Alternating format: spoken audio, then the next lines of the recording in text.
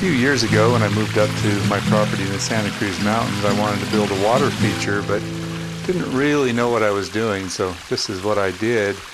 And then I decided to do one professionally for a client who had way too much money to spend. So his concept was build me a High Sierras waterfall. So I drew something up for him and I came up with a concept idea, and his only comment was, "I love it, but make it bigger." So this is what I built.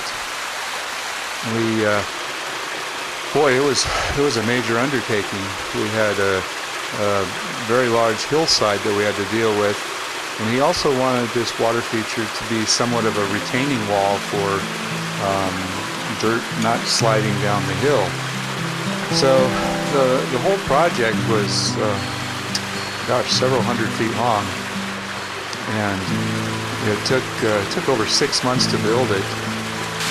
We started by excavating and building the water course, and then we laid in an underlayment, something to protect the liner, and we did a very heavy-duty liner. And then we did another underlayment on top of the liner to protect that.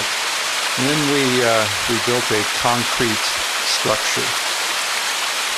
The entire structure is constructed with rebar, and we formed the entire thing by mixing and putting it together as we went.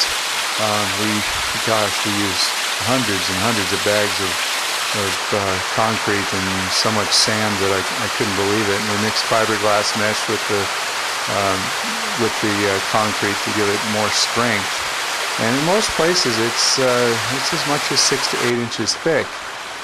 But we didn't want it to look just like concrete, so we decided to set all of our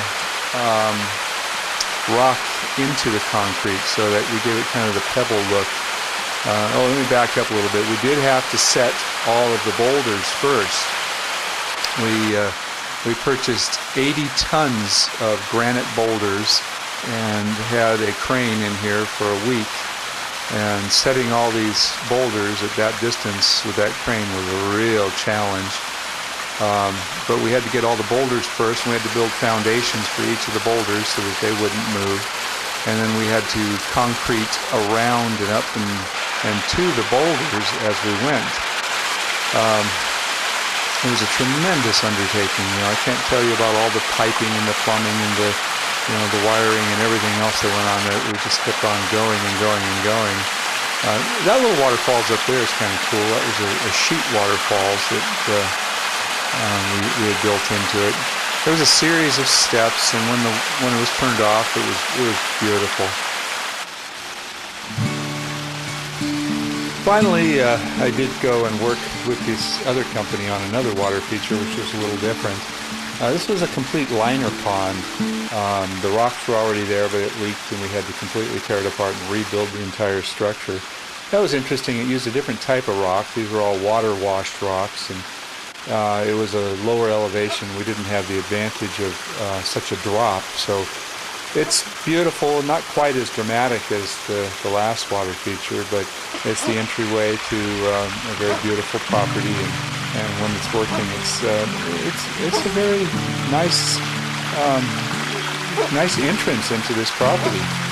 So I learned an awful lot about water features. I certainly advise people on how to design them, and most important is the way that you make it look. You don't want it to be a pile of rocks. You want it to look very natural, and that's really hard.